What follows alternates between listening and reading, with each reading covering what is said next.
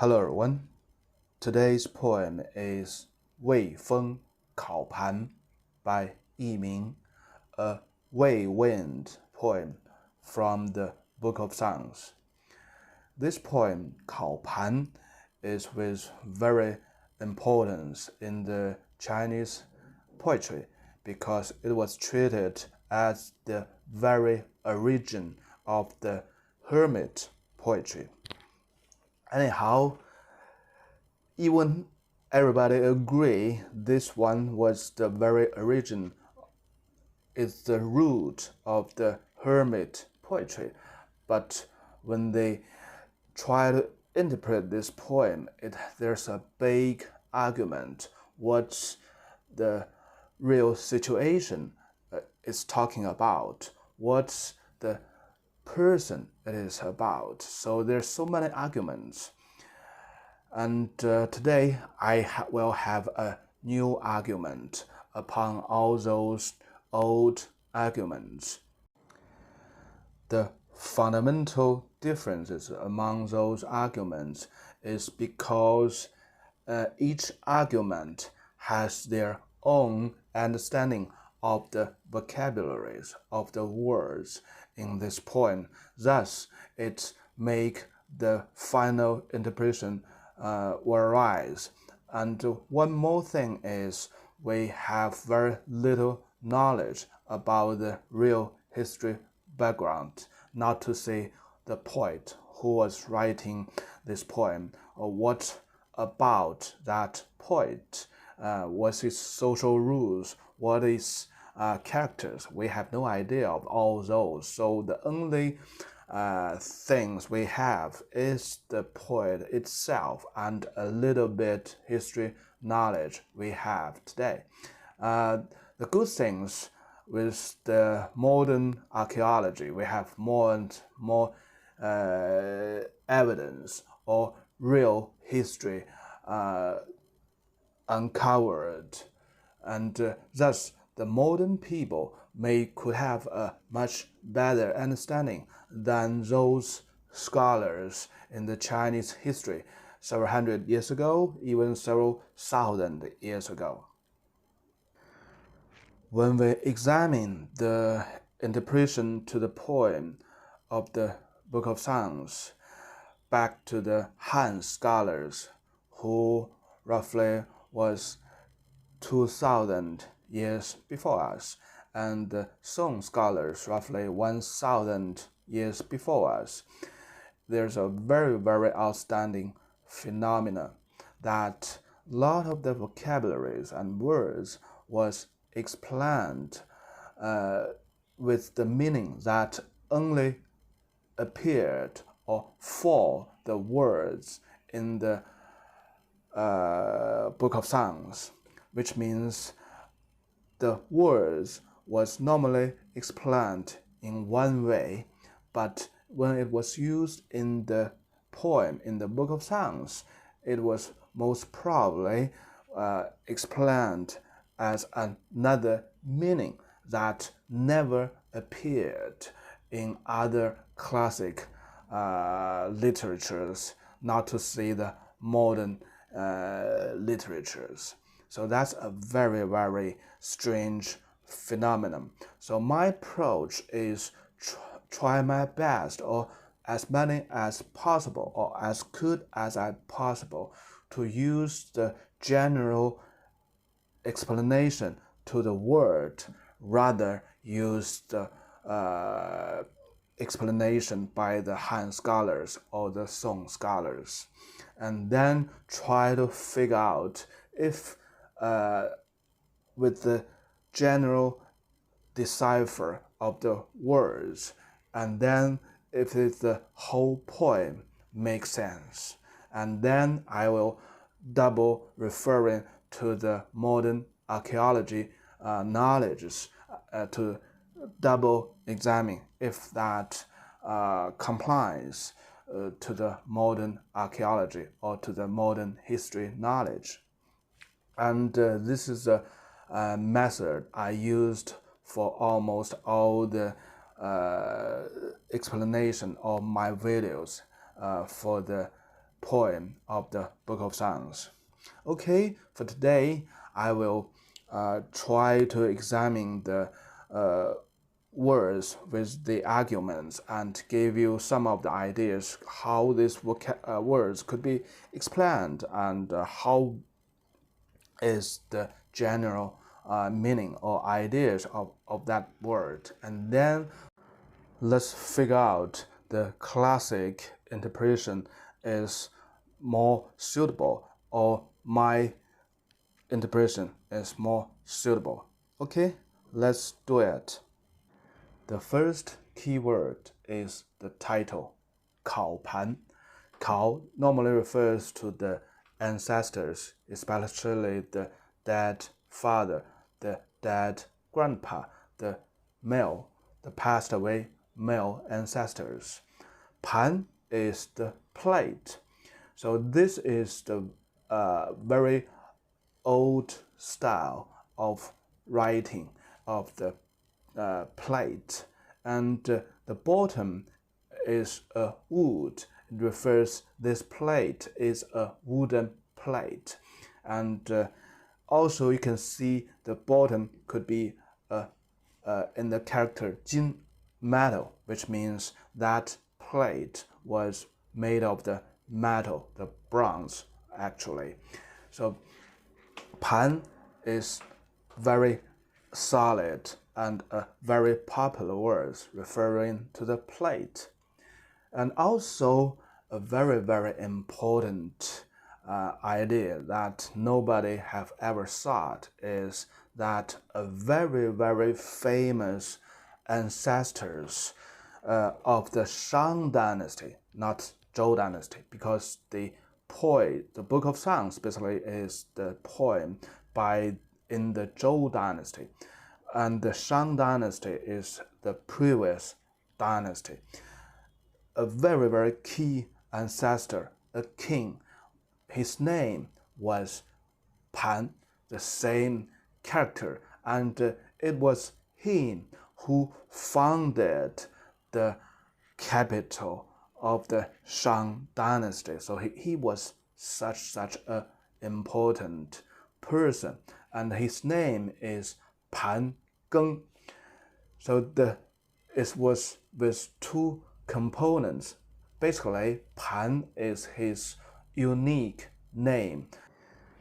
The second character, Geng, is one of the 10 terms of Tiangan, which basically refers to the date. So that's the style of naming of the Shang dynasty for the kings, only for the kings. A unique name, his own unique name, plus one of the term from Tiangan, which basically refers to the date of his birth. So suppose you are a person in the Zhou dynasty and you have some of the history knowledge. When you read this term, 考盘, what would you reflect it in your mind? First thing first, it's a plate, of course, and this plate could be belong to the ancestors of the poet. And secondly, the term 盘 very probably will arouse the connection to the previous dynasty's king, Pan Geng, who is very, very important king in the Shang dynasty. He founded the capital of the Shang dynasty, and where today we have a lot of uncovers of the oracle bones there. So that's the king Pan Geng founded that capital. The classic interpretation of 考盘 has two main categories. One is it's still a plate. 考 means is a long word, which means strike on the plate, to use it as a musical instrument, as a drum to sing with. And another explanation is to walk around, and which implies the poet is very, very hesitant and has a lot of troubles, so he just walk around and around. And the second explanation actually has no solid root from the words. The explanation of the words is just of the wild imaginations. The second key word is 硕人. We had a poem titled as 硕人, the big, giant beauty. So that's the concept of that time. No matter it's a male or female person, the bigger the better. So when a person was called as a giant, a big man or big woman, basically he or she at least is the most prestigious, noble person in the state, in the country. And in the Book of Songs, there are roughly four poems appear the words 硕人, and from my interpretation, all those terms refers to the lord of the state or the wife of the state lord. So they are the most highest person within that state. So this is a very, very important word, because in this poem, the classic interpretation just refers the 硕人 as a person with virtue, is a very big, giant person with virtue, and that person is the hermit. But from the Book of Songs, all the four poems with this term, it must refers to the lord of the state or the wife of the lord of state. This man could be still alive, and this man could be the ancestors' lord.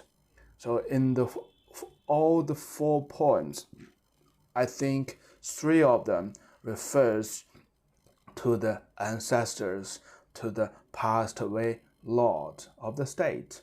And let me give you the name of these poems. 简溪, 烤盘, 白华. So these 3 poems, in these 3 poems, the 硕人 refers to the ancestors, the passed away lord of the state.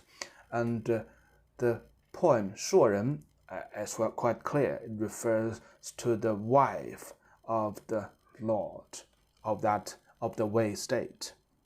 So be careful this word. It tells us something very, very important to us. The 4th character of each paragraph, which is 间, lu, basically it refers to a place. 间 is the valley with the small river running through it. Refers to the mountains, is in the zigzag ways. So a lot of mountains, they line up curved in the zigzag ways. And lu refers to a flat and high, a little bit high plateau. So basically this refers to a place. And also it has one possibility. It refers to a very, very delicate place. That's one possibility. But my idea, it just refers to the general term of the place, the valley, the mountains, on the mountains or on the plateau. The last important keyword is the 8th character of each paragraph, which is 宽, 克, 轴. So from the sentence pattern, basically it refers to something of that beauty, of that giant, 硕人. It could be something physical, or it could be something virtual. It's really hard to tell, and maybe it's something double referring to something physical things belonged to that giant, to that beauty. And also through the double referring, it also refers to the characters or virtues to that giant beauty, to praise him, to praise her. So basically, 宽 could have two meanings. First thing first is from the very original writing styles in the bronze vessels. It's just like a temple for the ancestors. Those temples are the most important and the most big architectures for the Zhou people, and also for the previous dynasty, Shang people. And thus, this character extended its meaning to referring something very, very wide, and also referring to someone is very, very generous with very broad mindset. So that's the meaning of this word. And in the time of the Zhou dynasty, this word normally referring to the wide or to the virtue of someone is very generous. And the second character, 克, actually nobody knows what it is exactly it is. But from the components, radicals of this character, we know it's something of grass, a type of grass.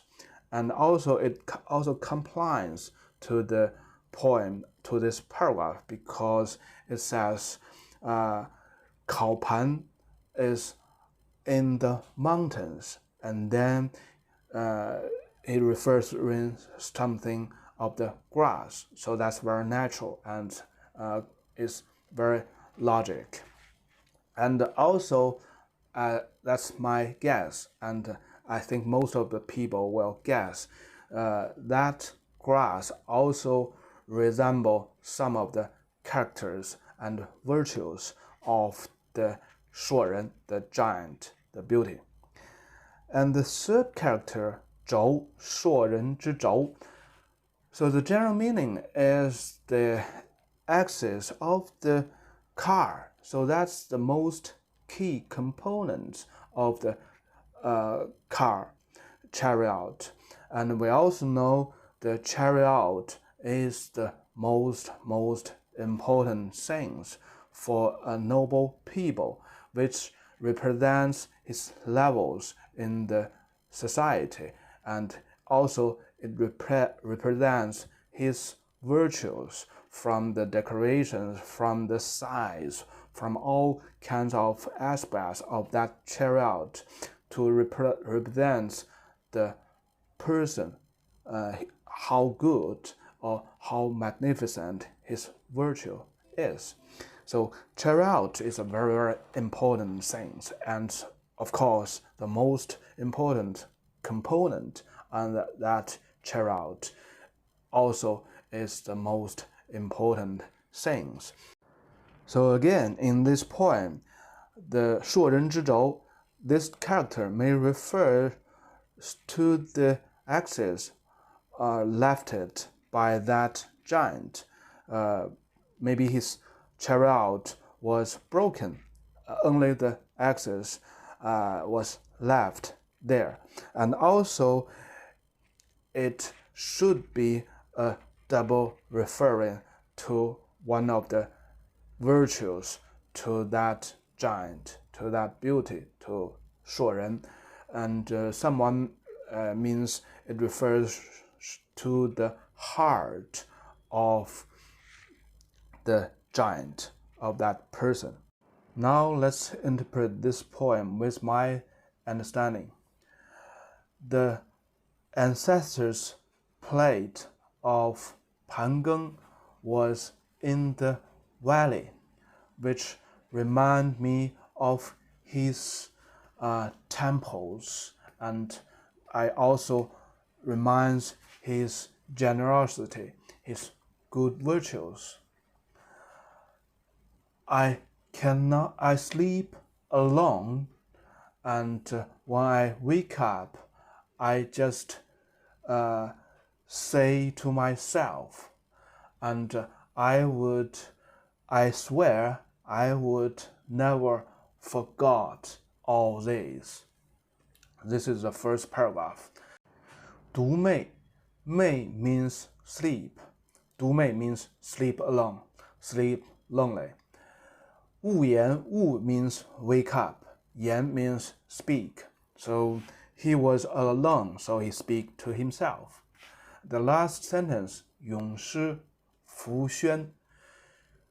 Shi is arrow, and in most of the classic literatures, shi most of the time is a long words, is a borrowed words, which means swear. They share the same sound.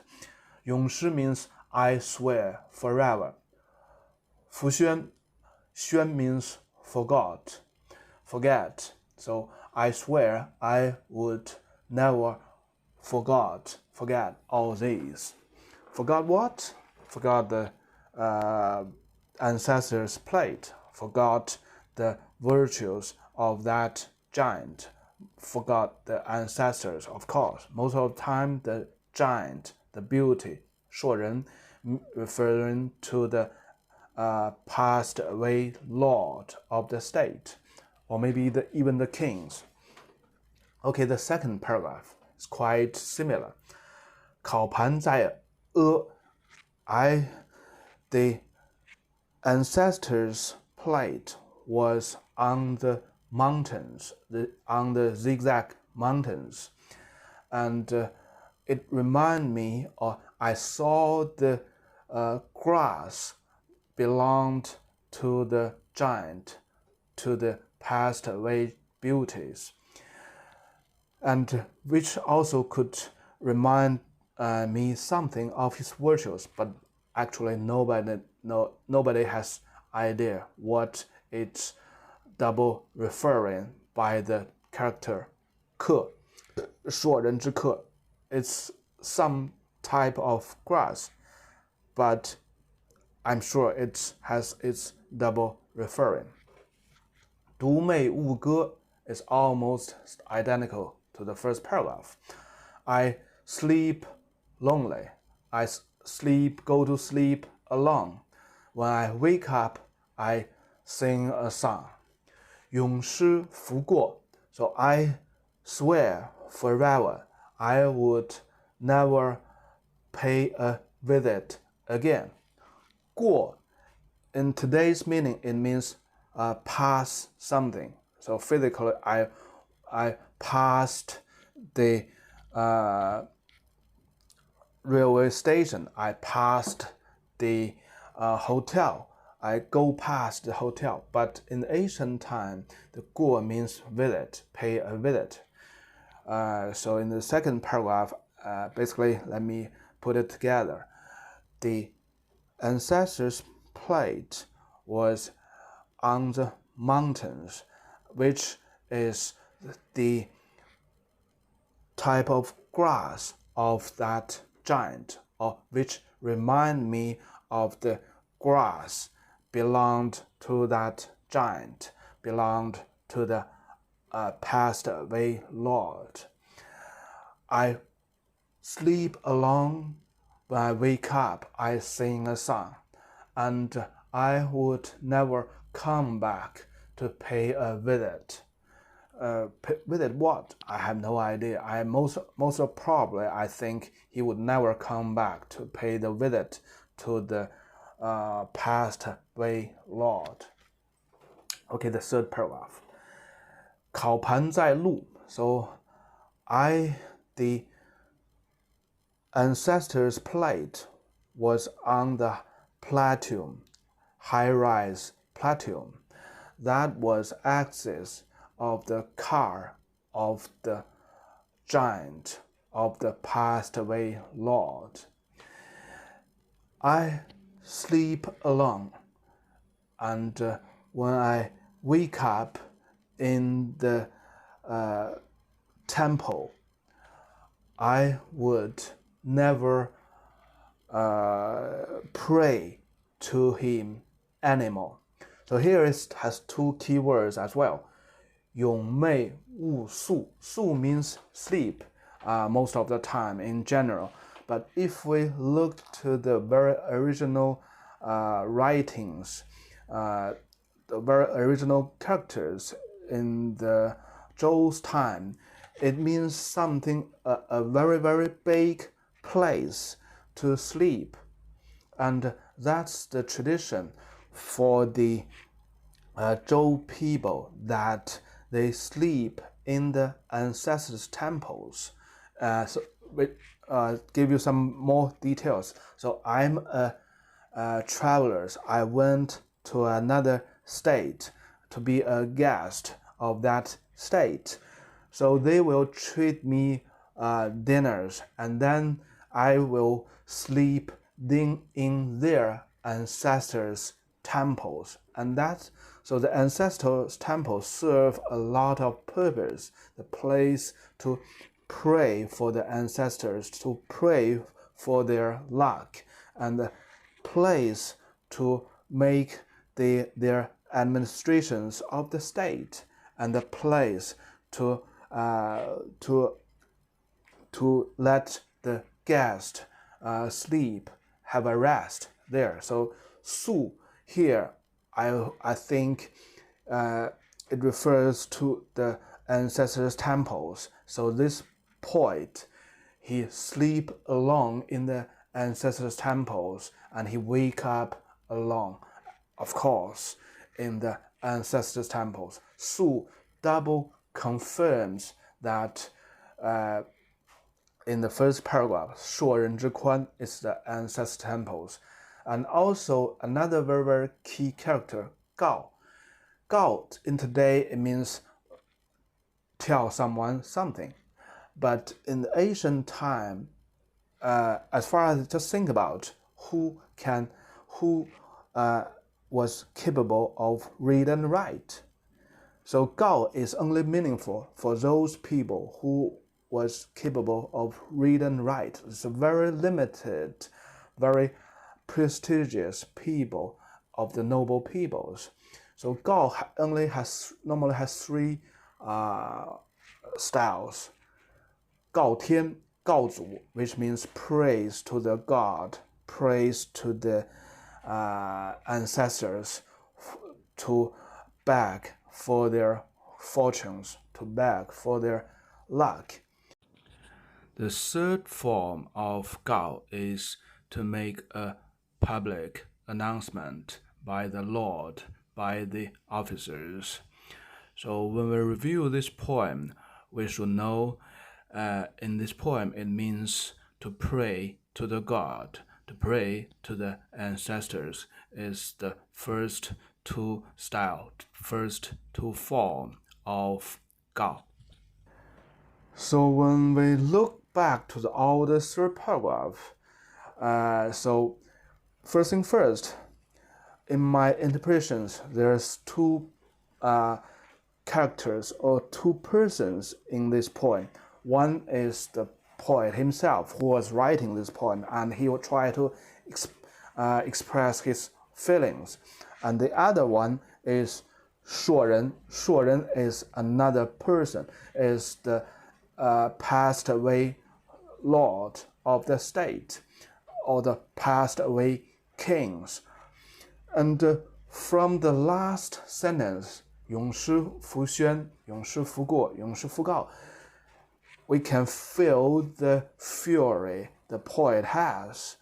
So the giant, the beauty is his ancestors, but he has so many fury, he has so many anger toward his ancestors, and that doesn't make sense at all. And so the most wild imagination by me is this poet actually is a yin people, noble people in the previous dynasty. So in the Zhou dynasty, they lost their regime. They lost their ancestor temples, which is the fundamental, most important things for a dynasty. So that also can explain 永世福告.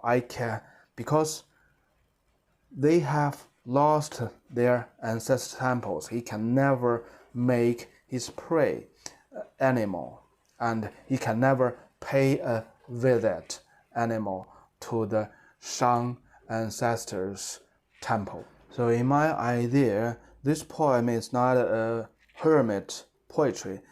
It's the Shang people try to express his sadness and his fury, utmost fury, to his ancestors, to the previous kings of the Shang dynasty, because they actually lost everything, their past glories, their regimes, even their ancestors' temples. The most popular classic interpretation is like this. It interpreted the term 盘 as a big wooden house where the hermit lives. So the poet just like this. There is a big wooden house in the valley, on the mountain, on the high plateau, and this wooden house is the hermit's virtues, his generosity, his good-hearted, his good deed, whatsoever. And this hermit sleep alone, and when he wake up, he say to himself, he sing songs, and he wake up in that big house, and he make his swears forever. I would never forget. I would never pay a visit, or I would never pay a visit to the Lord of the current state, and I would never tell anybody the happiness that I'm staying here as a hermit. So it's so difficult and so struggle to put all this together like this. Just feel it, the last pair of sentence of each paragraph. 独寐勿言, I sleep alone. When I wake up, I say to myself, I swear I would never forget. The second paragraph, I sleep alone. When I wake up, I sing a song, and I swear forever I would never pay a visit. And the third paragraph, I sleep alone. I wake up in this big house, and I swear forever I would never tell you, or I would never make the prayer to the Lord. Just feel it, the fury and the sadness. How could you explain this as a hermit poetry? Basically, this guy forgot or gave up everything and live a very, very peaceful life with peaceful mind in the wild. How could such a guy make so many swears with such a fury and sadness? Okay, it's all up to you. You can have your own explanations. And bye-bye for today.